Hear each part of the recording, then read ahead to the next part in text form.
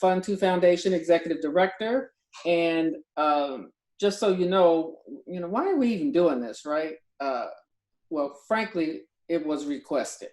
A lot of people, in particular students who were coming back home from college, they ended up at home and they would have been at school, and they ended up finding that they needed to help their siblings with school.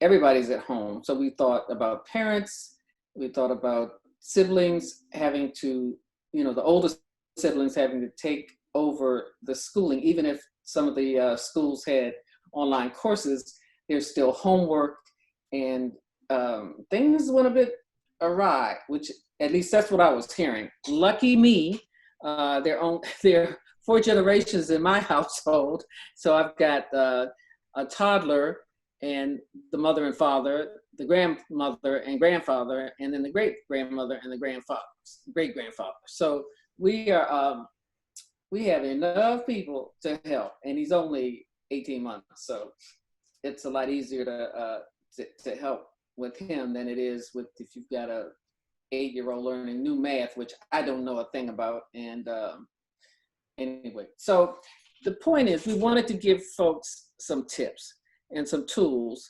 to deal with the remote learning. It can be very stressful. I mean, I've heard people tell me that, I've got a course with a meeting with the teacher, and then we've got homework galore. My poor neighbor next door said, I've never studied so much to help my kids in my life. So people are getting sort of stressed out. So we wanted to make sure that we gave you all some tools. And what I think we'll do is, like I said, record this so that people can join in later. I think it's very important. And if you have any questions, please feel free to do it through the chat or any other way you want to get hold of us. So without further ado, let me introduce our moderator, Dominique Young-Smith. And she's a mother of that busy toddler that I talked about. And she is a Montessori fanatic. Well, I know a lot about Montessori, but I stay in trouble not doing Montessori practices. And darn it, she's right. So I need to learn how to do some things differently. Did everyone hear that? Why is this thing acting weird? Can everyone hear me? Yeah. I don't know what's going on with this. Things are going crazy. Anyway, so without further ado, let Dominique start giving you some ideas on some ways to simplify the Montessori method, as well as just keep the kids as occupied and happy and bringing back the joy of learning as we possibly can. Go, Dominique. Thank you, Linda. All right, so today's webinar is broken down into 3 sections. The School at Home, presented by homeschooler Devonna Bell, the Montessori method, which I will present, and Fathers and Brothers on the Frontlines, presented by Jeff Nelson. We will take questions at the end, as Linda said, at the end of the 3 presentations. And you can put your questions in the chat window, and we will respond to as many as possible. So let's get started. Our first presenter, Devonna Bell, is a first-generation college student, eldest of 3, wife and college sweetheart of Shanga Bell, and the mother of 6 children. She serves the nationally acclaimed Black Male Yoga Initiative as its president of development.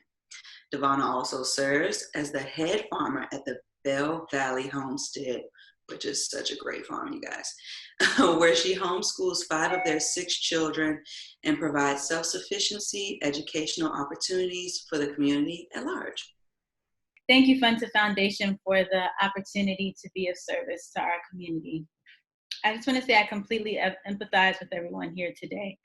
You were living your life, maybe already dealing with your own struggles, and then COVID sat us all down, and we were thrust into a new reality.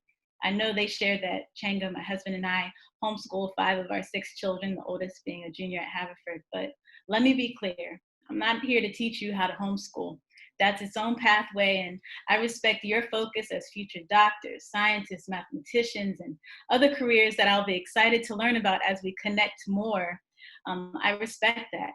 We share space today because Frontlines Foundation recognizes this unique time and your unique opportunity. And if you're anything like I was 10 years ago, all of this probably doesn't feel like an opportunity. UNCF and Frontlines Foundation are run by brilliant minds who were there and know what it took for the African American community to see beyond survival mode and to thrive despite oppression, providing whole person development opportunities that are uniquely filled with real life solutions is what's going to get us to the other side. So I thought I was doing everything right 10 years ago. I became the first Black VP of the National Honor Society, president out of my farm town. I broke generational curse of 3 generations of teen moms, went to American University, was on my career path, government radio, but nothing could prepare me for the slap in the face real life dealt me.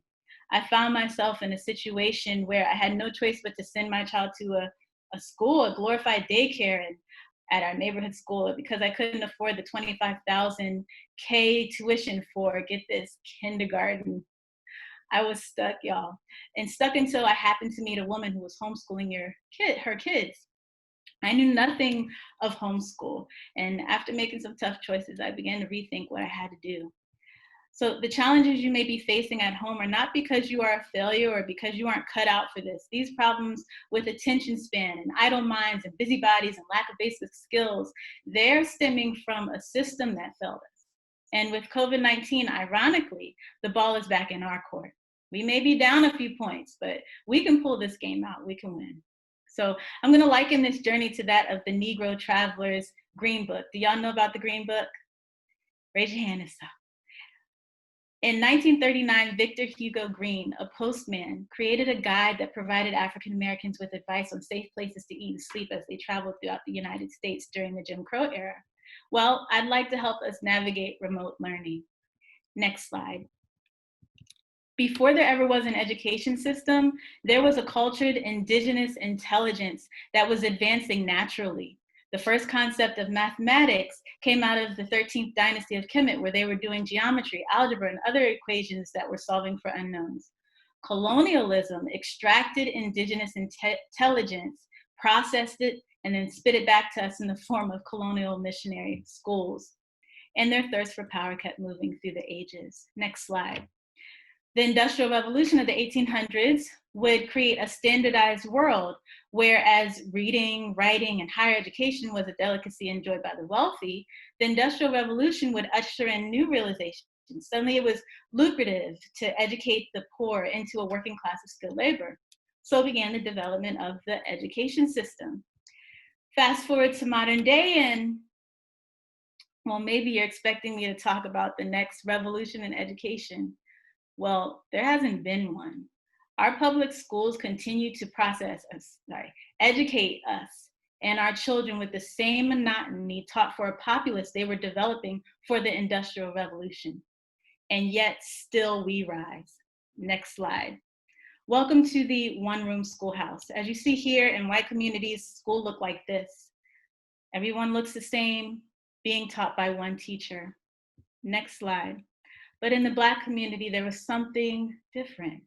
Quakers during this time, as well as freed Blacks from the North, would take it upon themselves to go into the African American community and teach who they could.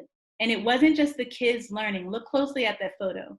We had to learn together and from each other. And what's exciting for anyone who studies education is what you see in the one-room schoolhouses in the Black community is what the progressive philosophers at the time were preaching.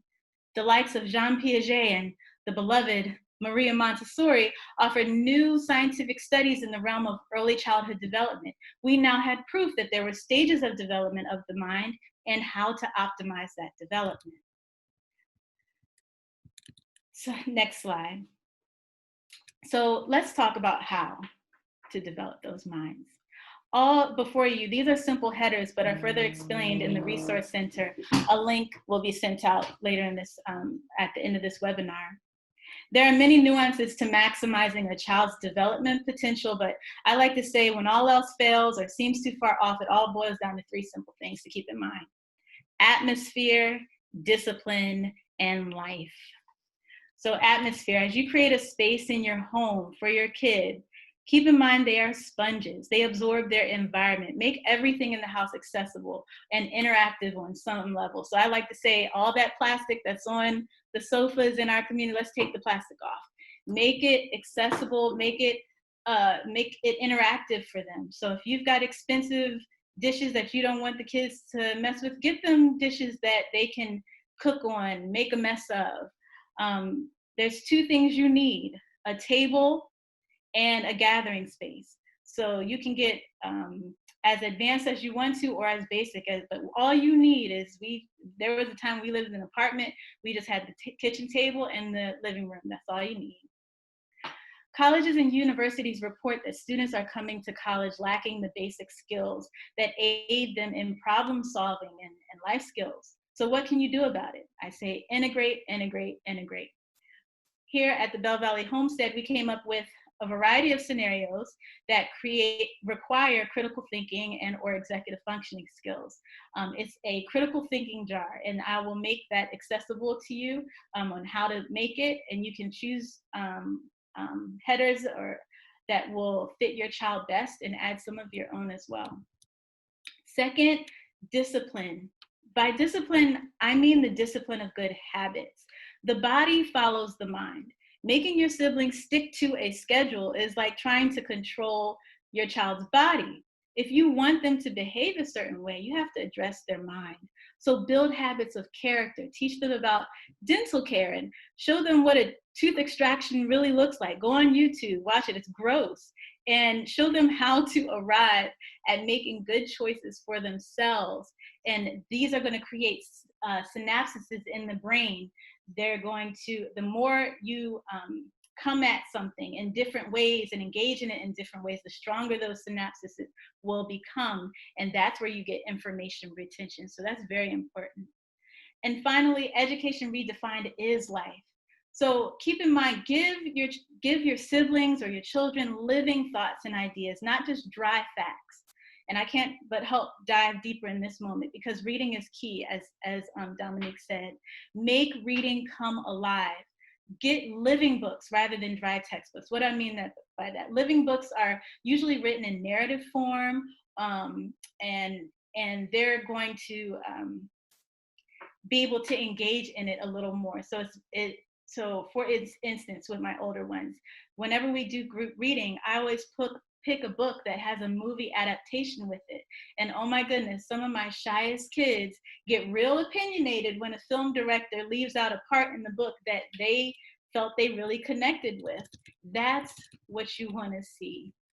And then how do we measure the success of our siblings? Don't make the same dry mistake the schools are making. You're not going to have tests or quizzes in the home. Require them to tell back or narrate in their own words what was read in that living book or in a lesson. This secures it in the mind. Again, if you have any questions about how to set up your house or meet new expectations of remote learning, please check out the links that's going to be sent at the end of the webinar. And I would say definitely talk with Dominique, our Montessori expert, because that really made a difference. They're very minimalist. When I first started, we had free resources for teachers. So I went and got everything in those buildings and brought them home, and it did not make a difference. Really, it's about sparking a love of learning. If you can take that away, you'll be set. Just one note on management and organization. When I was pregnant and just had the baby, they said, when the baby sleeps, you sleep. So just keep basic. When the kid is in school, you're working. You don't want to be doing, staying up all night doing your stuff, because it's ultimately unhealthy. So just keep that in mind. Next slide. So let's talk about overcoming challenges. The biggest challenge is timing. So you've got a meeting or a class, and the student has a Zoom class meeting. You need study time, and they need interaction. So how can you manage it without just doing it all throughout the night, which is unhealthy? The trick to freeing up time is to create an independent learner. So yes, there's a lot of front loading to this idea, but I promise it's going to pay off in the long run. So how do we do that? First, go to the web link that's going to be provided at the end. for the Bell Valley Homestead and identify the stage of development your sibling is experiencing. Okay, so this is going to enable you to understand and have a better idea of where they are developmentally. So you're not having low expectations and you're not having high expectations, which can just provide stress. So get clear on that. Then model independent learning and study. So they should see you reading. Whatever you're expecting of them, model it so that they can see it and get it. You'll just notice them get into their own practice of it because they see you doing it. Next, self-assessment. So at first the kids were always coming, well, mommy, I did it. And then I'd have to go and I'd be like, well, you didn't do this, you didn't do that.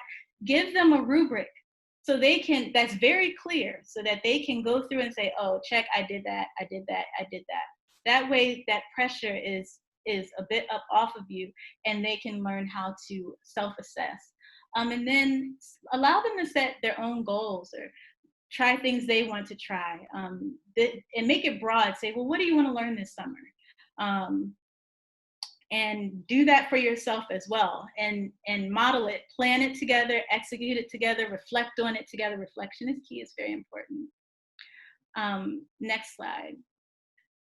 So I'd also like to talk about whole child development. Okay, so mind, body, spirit development is not something for grown folks, y'all. In fact, it's a thousands-year-old science born out of India for the prevention of imbalance and disease. Prevention does not happen once you're already suffering. So gifting your siblings with these mind, body, spirit practices, development practices, is really the legacy play that you're gonna be able to provide them. So, I'm a certified in Cosmic Kids Yoga, and recently President Obama posted on IG about Cosmic Kids Yoga. It's an excellent way for elementary and middle school students to engage in yoga, and it's done through stories. But over time, I became frustrated because they were never our stories. And this kind of goes back to my childhood. My parents were working and found religious lessons a bit more important.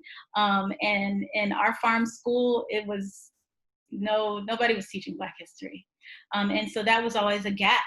And so fast forward to me in adulthood, I wanted to fill that gap.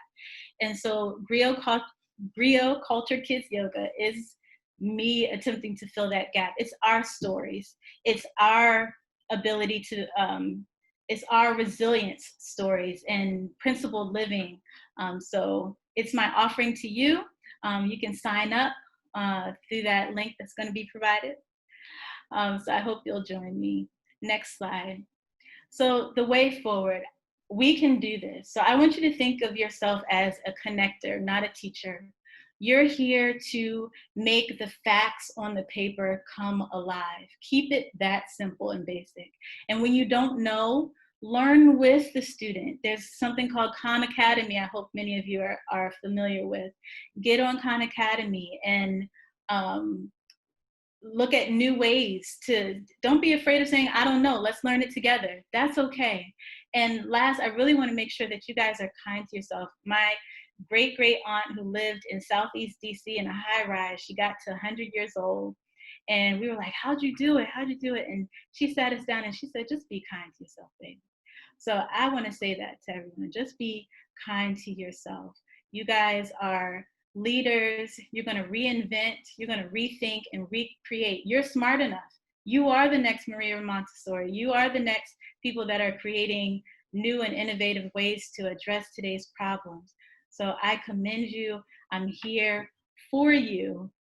This is not me just pontificating information. This is me saying, I hope I am an accessible tool that you can use and ask questions, because the only way we're going to learn is if we find more ways of connecting. So I'm here to help. Thank you. Okay. So again, my name is Dominique Youngsmith, and I really want to share with you guys how Montessori can help you and your siblings not only keep your sanity, but keep you on top of your schoolwork as well. Many of our activities are hands-on and sensorial because we believe that play is the work of the child. Because when activities are enjoyed by children, it ensures that they retain the information better. All right, next slide. Now, before I can give you any activities, I feel like we need to understand children a bit better. We often think of a child's life as carefree with no worries, and that couldn't be farther from the truth.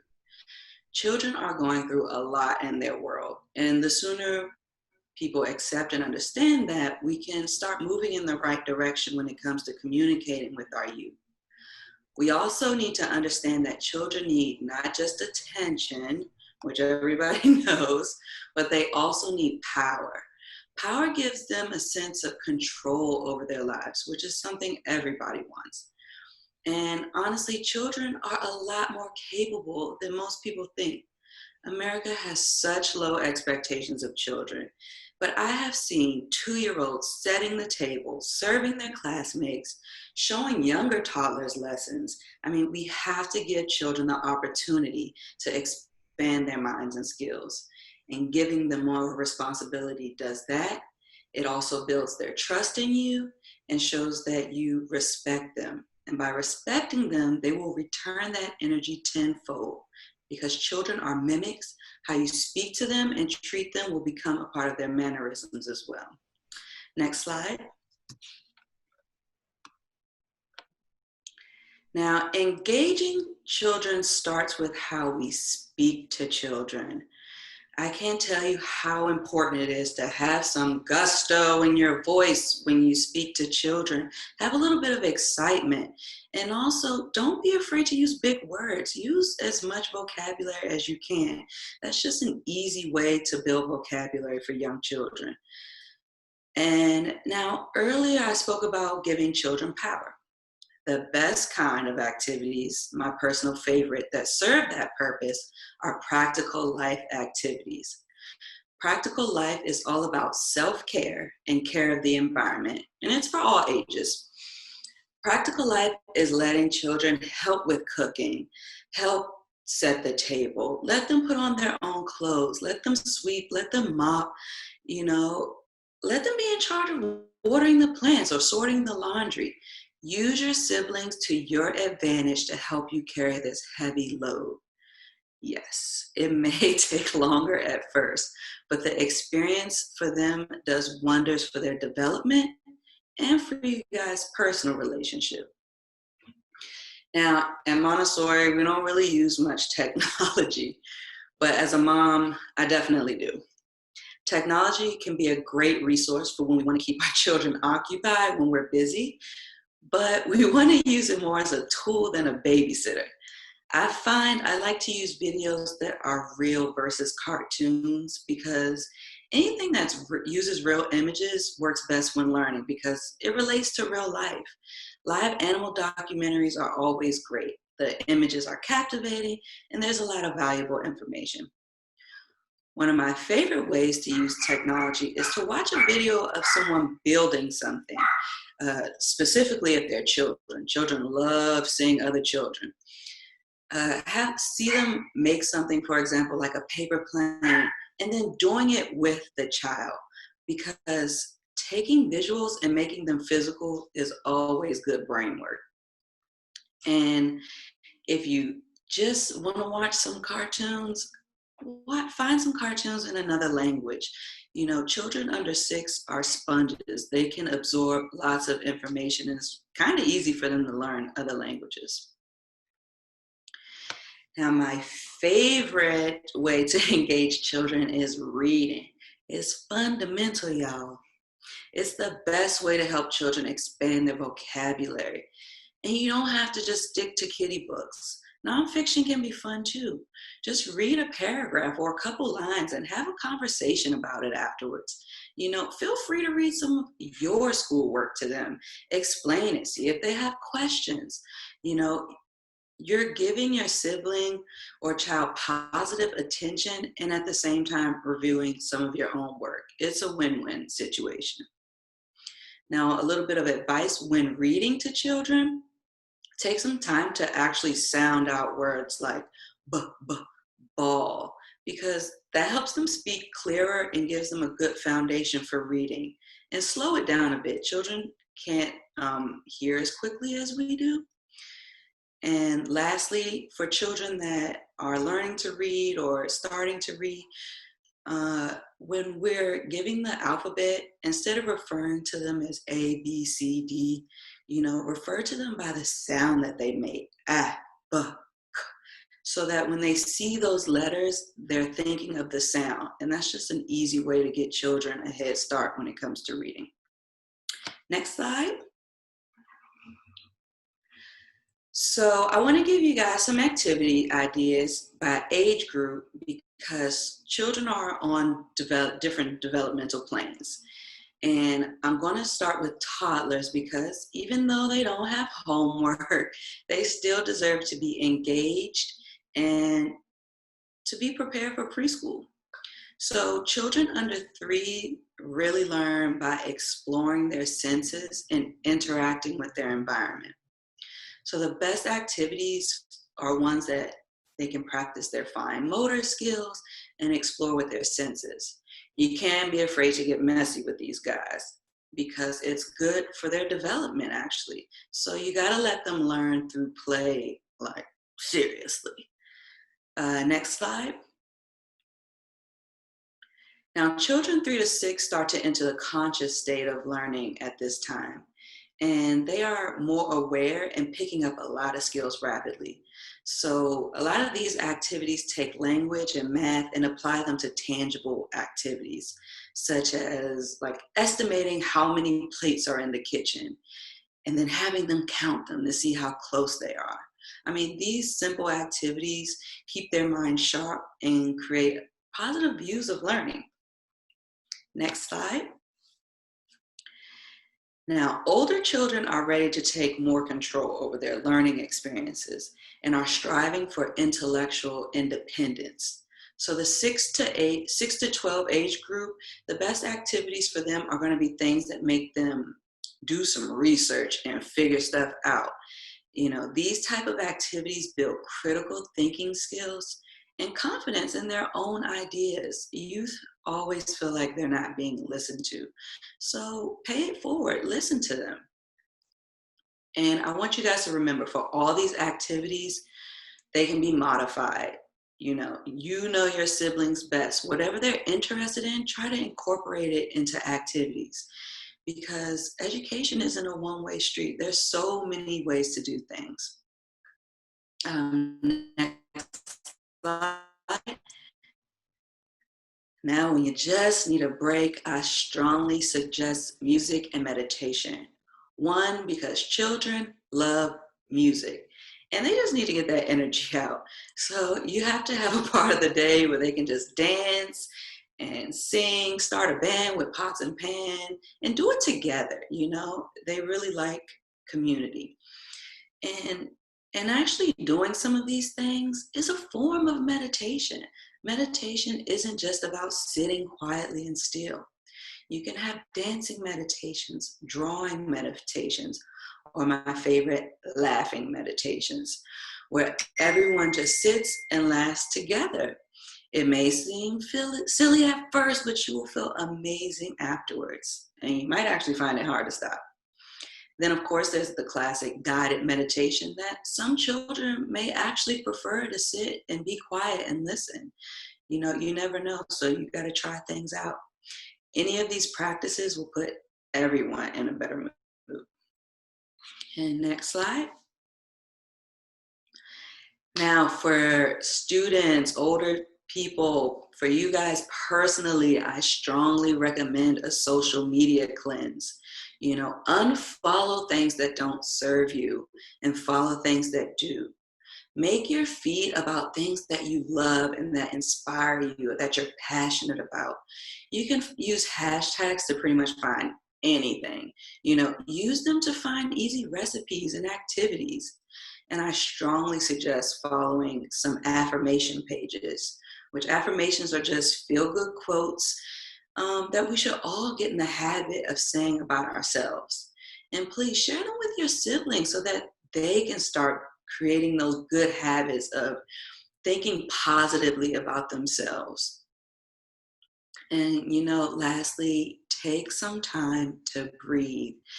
Not every day is going to be easy. Not every activity is going to work seamlessly. something doesn't work, try it a different way next time. At the end of the day, you're doing an amazing job for what you had, even if it doesn't always feel like it. And we're truly proud of all your hard work. So thank you guys for coming in and listening to my Montessori splurge. Don't forget, if you have any questions for me, please put them in the chat window. Now I'd like to introduce our next presenter, who is Jeff Nelson. He is a technical entrepreneur. He is the co-founder and chief technology officer of Blavity and the founder and CEO of Sinchapi. Did I say that right? All right. And a technical consultant for the Fun2 Foundation. Jeff lives in Atlanta, Georgia, with his wife and 2 children, a 5-year-old daughter and a 12-year-old son. All right. Well, thank you so much, Dominique. And I want to say thank you for your presentation earlier. And Devonna, thank you as well. I learned a lot. So I got my money's worth coming here and being with you all today. So thank you for that. And I thank everyone who had the opportunity to join us. Appreciate it. Happy to share a little bit about my story. And so if we go to the next slide, I'll dive right into it. Dominique was so gracious in introducing me to talk a little bit about what I do. So I'm an entrepreneur. So I've got 2 companies and I consult with the Fun2 Foundation, which keeps me busy. And I'm married and I've got 2 kids. I live in Atlanta. My wife is also an entrepreneur. So she is starting a wellness business that's focused on holistic wellness and health and physical development. And neither of us have ever homeschooled before. I certainly have never had to do any extended education of children. I went to public schools growing up, so I was never homeschooled, never knew anyone that homeschooled. I think I heard about the Montessori method of education for the first time during this webinar here. So when the world sort of was turned on its head in March of this year, which honestly feels like 5 to 10 years ago, I didn't know what to expect. And so suddenly I go from dropping my daughter off, she was in preschool, dropping her off every day, going to my office, my son being in school, my wife being at home and working on her business, to suddenly we're all now at home, all trying to do the things that we were accustomed to doing in the same little apartment that we were living in. And that was tough. And so really what I want to focus in on, what I took away from this, I'm not going to espouse necessarily any tips to deal with homeschooling children. I think Devonna and Dominique shared some great tips, and I'm certainly going to heed those going forward. But what I want to focus on, what I learned as part of this journey, are 2 things in particular. One is empathy, and the second is grace, right? And so the empathy piece of this comes from, first and foremost, having empathy for yourself. Just acknowledging that this is a stressful time. I'm stressed. I don't know if you all can see the bags under my eyes, right? But I'm stressed, and that's okay. But more importantly, my kids are stressed. And it's often hard to kind of put that into perspective, that kids as young as 5 years old, or even sometimes toddlers as young as 2 or 3, can be stressed. And it's not trivial stress. Things that may seem trivial to us as adults, well, that's their whole world. You know, for instance, my son, he was in 5th grade this year. So he was in Atlanta in Georgia. We didn't do this in Chicago. They do elementary school, K through 5, and then middle school is 6 through 8. So when you're in 5th grade, you're the big kahuna, you're the big fish on campus. And they have a 5th grade graduation and everything. And that's a big deal. I mean, if you can imagine being a senior in high school or a senior in college or even an 8th grader and having reached that pinnacle, how much that meant to you and everything that goes along with that. And then suddenly that's snatched away. So you don't get to see your friends every day. You don't get to have the big celebration and ceremony. You don't get to do all those things. That's stressful. To us, we probably say, well, life goes on. But to an 11-year-old, a 12-year-old, that's really, really stressful.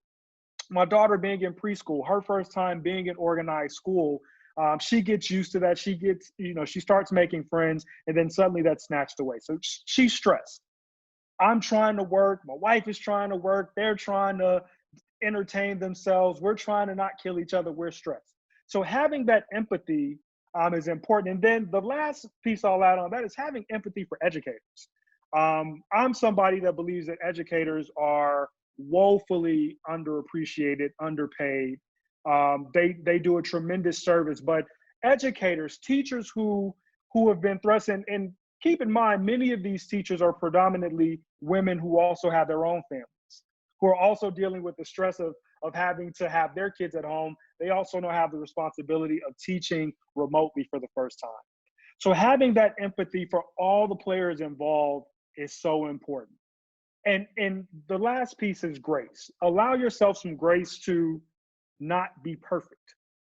When we first were thrust into this responsibility of homeschooling, and I put that in quotes because really, we were fortunate that our kids still had Zoom lessons. They still had interactions with their teachers.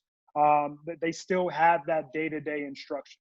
But when we were thrust into this role of having to work from home and monitor our kids learning from home, my wife, who's a lot better than I am in terms of organization and planning, she wanted everything to be perfect. She went online and she found all the schedules of you wake up at this time and, from this block to this block, you do this, you do that.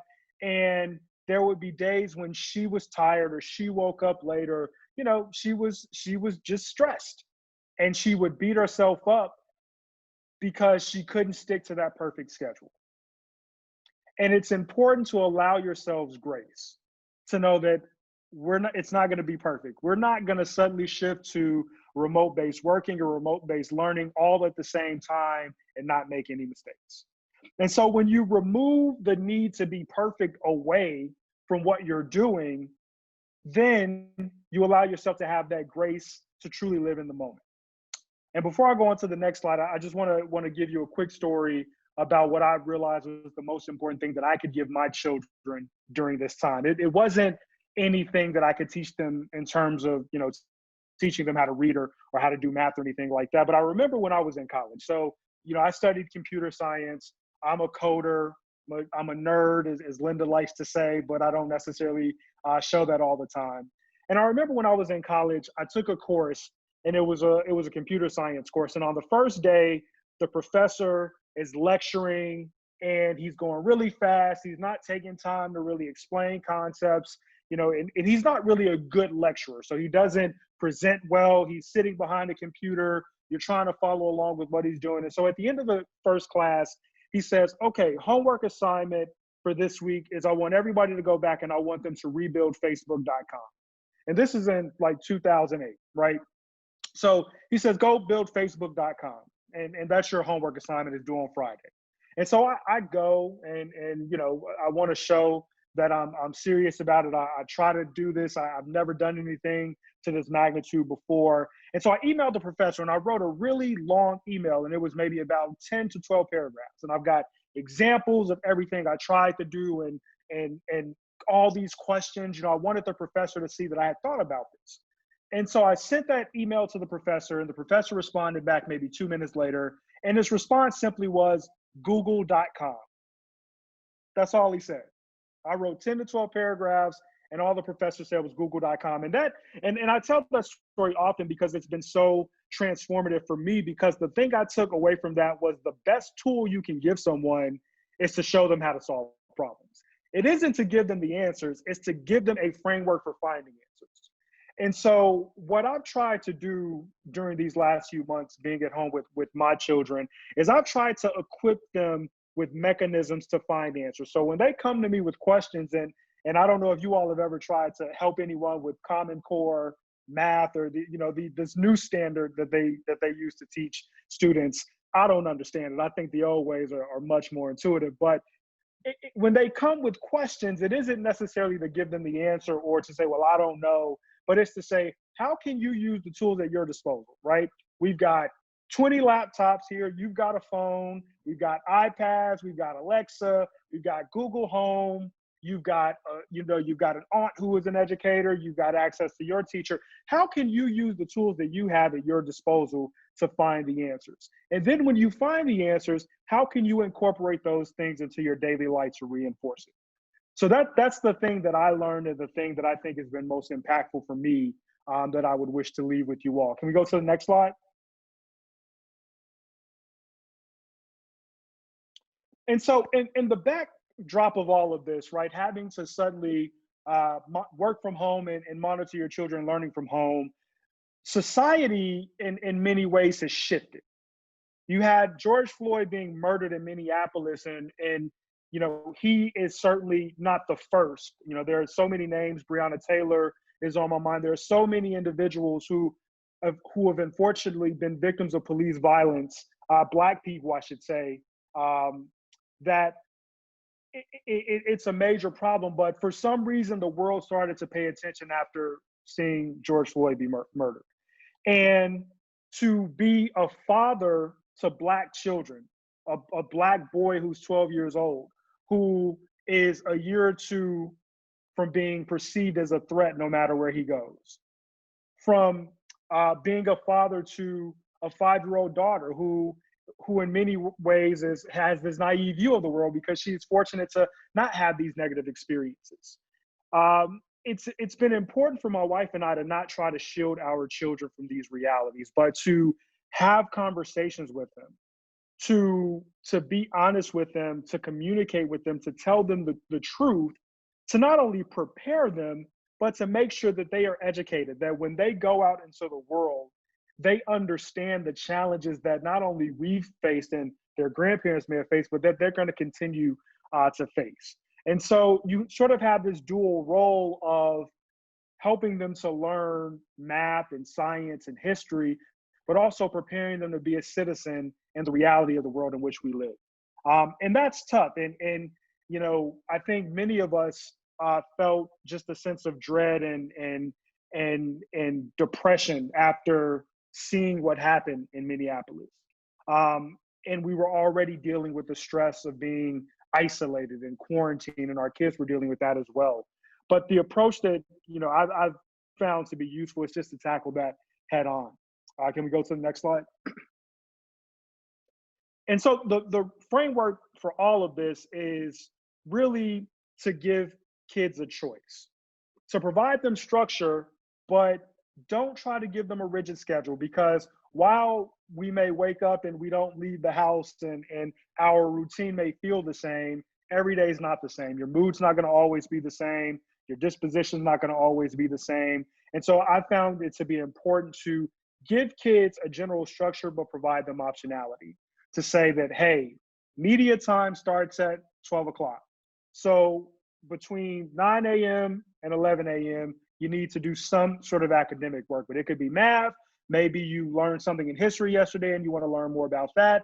And then from 11 to 12, you take a break and you need to do some physical activity. And the physical activity piece is really important because it's very easy during these times to sit in front of a computer screen all day and never get up. It's so easy. And I give credit to my wife because she's the one who and reinforces this with not only the kids, but me as well. It's so important for physical education to be a part of what they do. It's extremely important.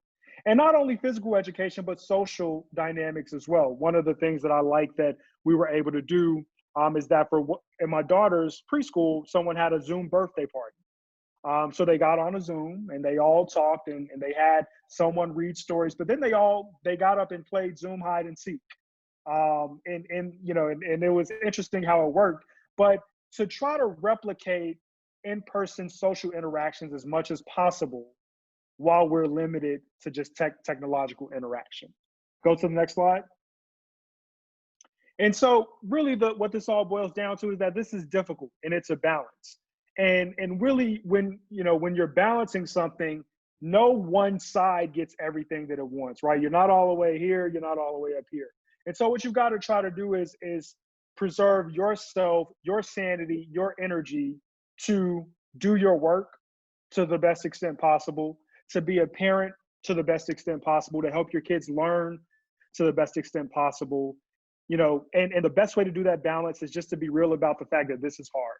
When you accept that something is hard and you give yourself that grace and you allow room for failure and for error and for, you know, to not get it right all the time, then that just frees you to be present in the moment and to really appreciate not only yourself, but those around you. And I think that that is extremely important. Let's go to the next slide. And so recognizing those signs in yourself when you're stressed, because, you know, one of the things that I had to recognize for me is when I'm on calls and then my kids are in the background, you know, yelling and screaming, and my daughter doesn't care that I'm in a meeting or a webinar because her laptop needs to be charged and she wants it right here and now. And that would stress me out, right? I'm on a call with, you know, Goldman Sachs or AWS, and my kids are being noisy in the background, or my wife has a meeting and she's, you know, in the room where I want to do my meeting and I'm stressed or I'm anxious about what's going to happen. And really sort of recognizing the fact that you do feel those things, and just stepping back and saying, you know what, the world is not going to end because my daughter is talking to me during this meeting. The people who I'm on a meeting with, they're probably having the same challenges. In fact, the reality of my situation probably humanizes me in their eyes and makes me more relatable. And so once I started to think that way, then the stress went down, right? My anxiety was reduced. And now it's at the point now where sometimes I'll pick my daughter up and put her in the camera so she can wave. And it lightens the mood and it puts everyone at ease. And it sort of reminds everyone that we are truly in a remarkable and crazy time. And the fact that we're still here, we show up every day and we keep pushing forward is remarkable. Next slide.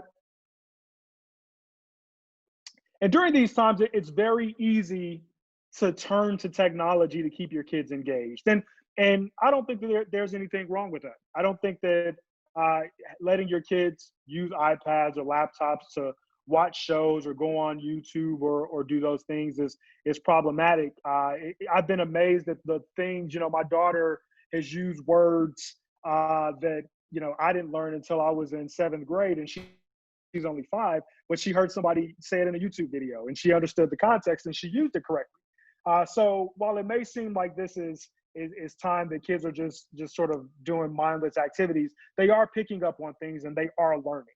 And so it's important to vet what they are doing to make sure that they're safe, that the things that they're being exposed to are age appropriate, that you know, that they are going to come out of it better from using it than just to pass the time, but they're actually putting themselves in unsafe situations. You know, one example I think of is TikTok. Everybody seems to love TikTok these days, but if you actually read about how the data that TikTok is collecting and what they're doing with some of that data, it may give you pause, right? And so while those things may seem fun and the kids want to do it, make sure you vet those things so that you aren't in the name of convenience or expediency, subjecting your children to additional risk. And let's just go to the last slide, the next slide. So just the key takeaways, you know, I know I've sort of been all over the place because really these are just important learnings that I've had that have been top of mind for me. I think the biggest thing I'll summarize with how I led was, you know, have empathy for everyone, not just yourself, but your children, their teachers, your family. Give yourself grace, give them grace. Understand that during this time, we've got to lean on each other. And it takes a village in the sense that we have to recognize that all of us are experiencing this together, and it's new for all of us. And that transition is going to be rocky, but we're going to make it work. So thank you all for the time, and I'm going to turn it back over to Dominique to lead us through questions, and I'm happy to answer anything that comes my way. Thank you so much, Jeff. Wonderful. Now I know that we're supposed to do some questions from the chat box. I'm not sure if we wrote them down, Kay, or, oh, there's a lot of chatting going on.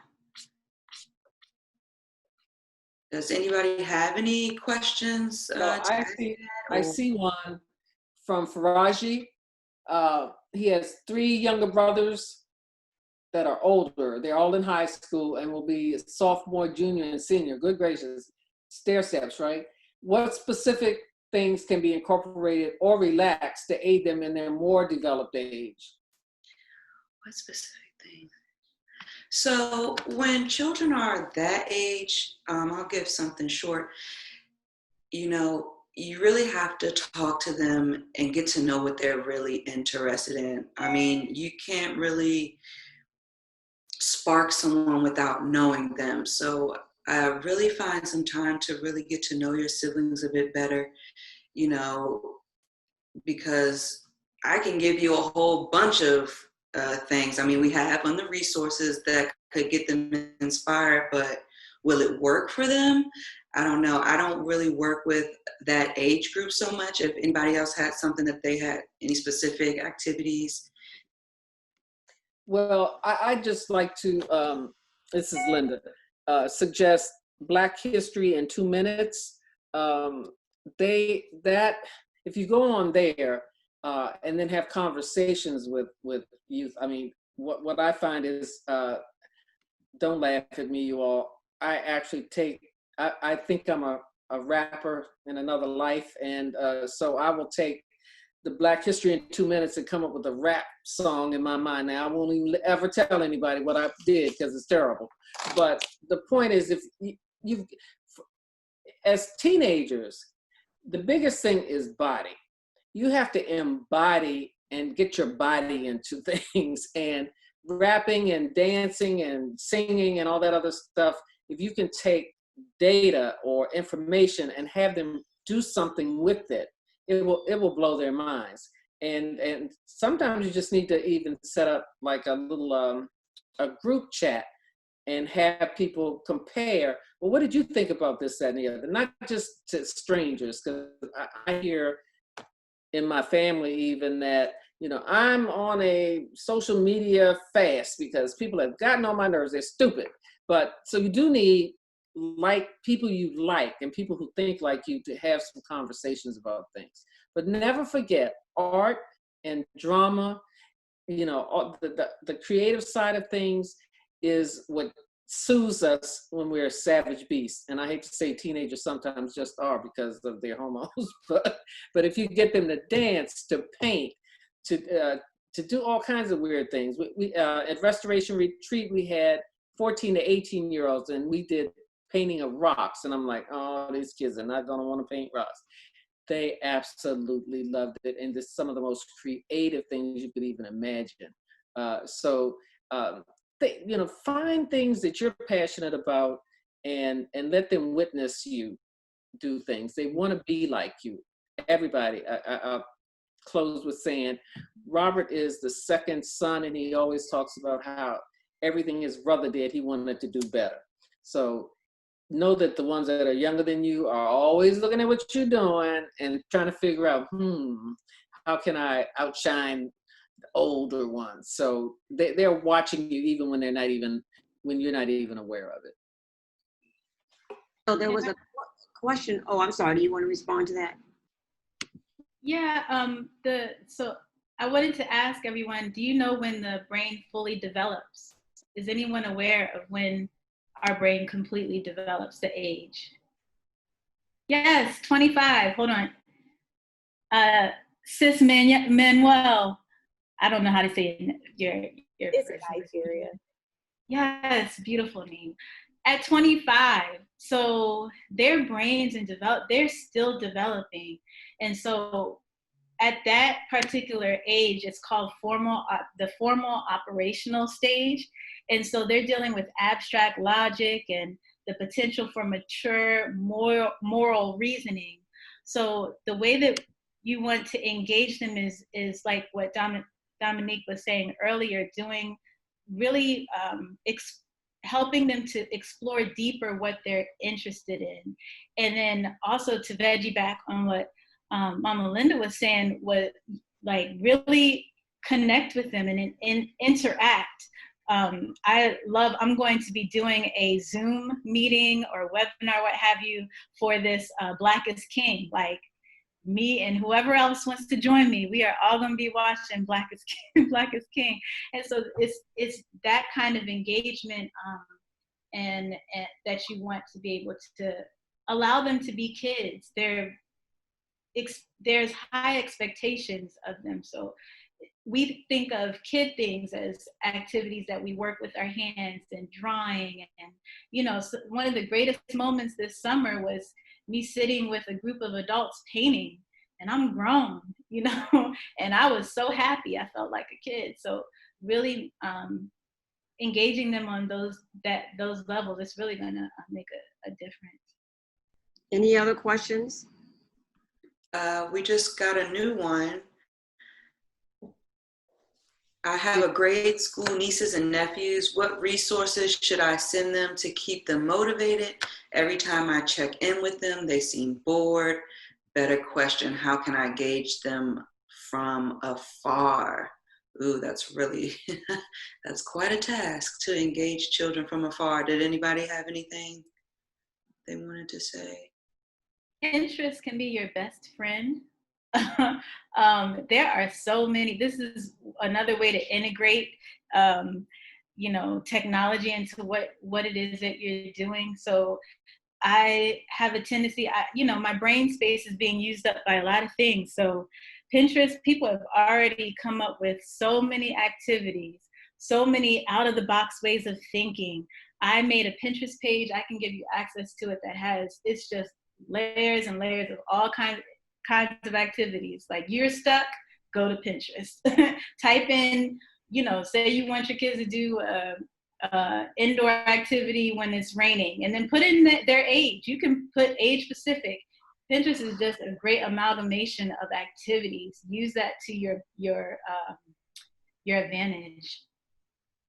You know, I do Audible books. I send them a lot. I mean, I also send, you know, as many books that are African American based as possible. You know, people like that, no matter what the age group is.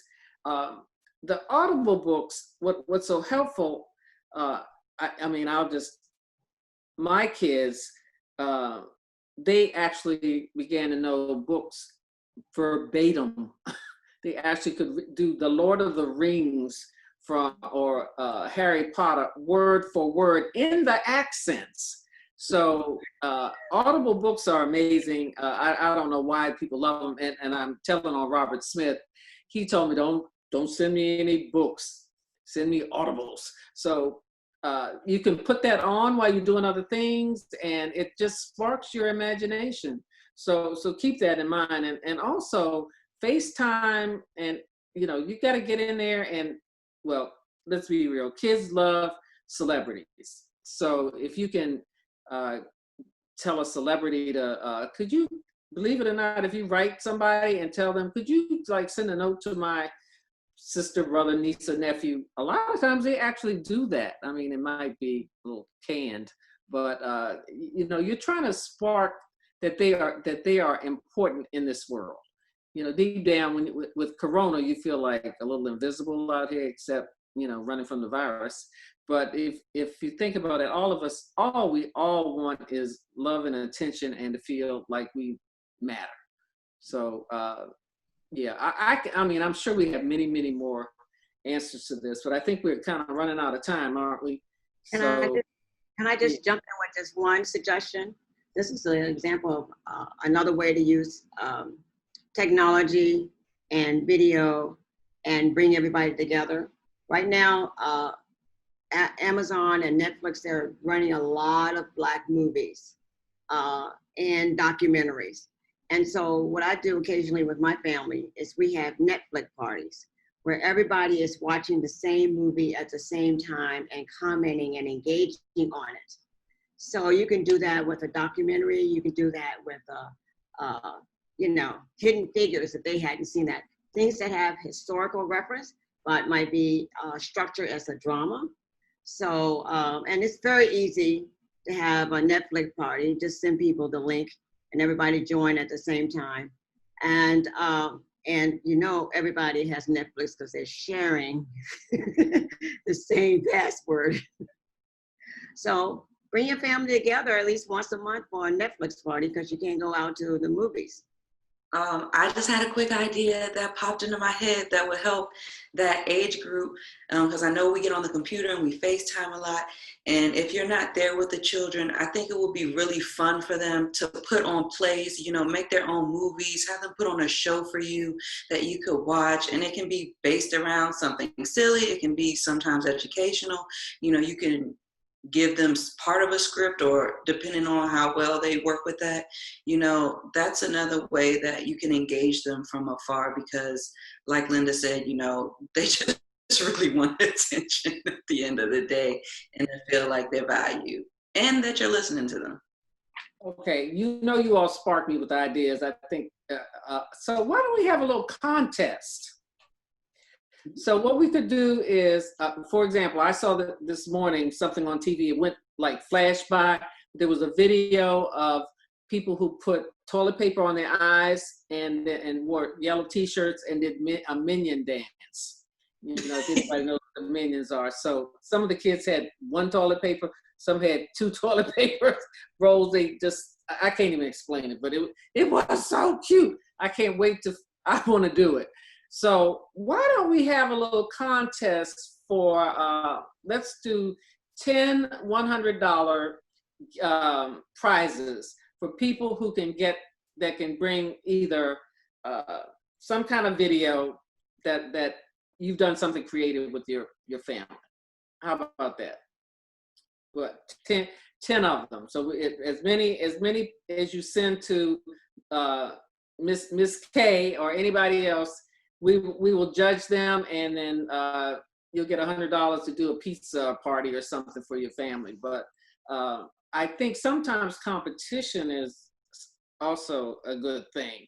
So start getting creative and look at that Pinterest, or I think it's like virtual home movies. I think Cedric the Entertainer is doing something stupid with that stuff.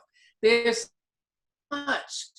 I think this has unleashed our creativity. And so let's have a little fun with this, and then we can put it on, don't do TikTok. Let's see, where's Jeff? Jeff, what's the best one to do?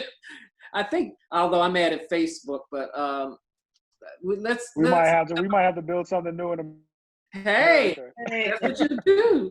That's what you do. So let's think about something, right? And actually, we might even be able to sell that down the road. That'd be a revenue stream.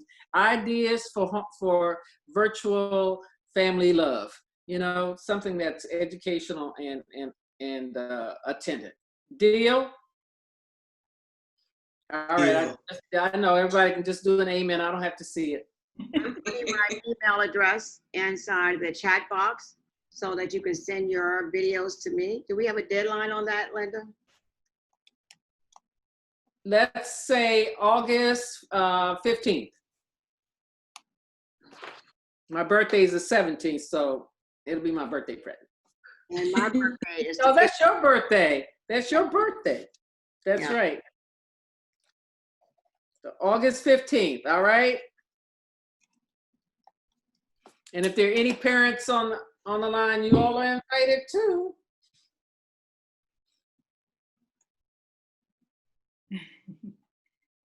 All right, any more questions? All right, so didn't you all have a list of resources? I thought I saw that. Where's that? They were at the end of each of the presentations, so we'll compile them. And when we acknowledge the people, confirm people's participation, including the people who didn't join, we'll send them the list of resources. Great.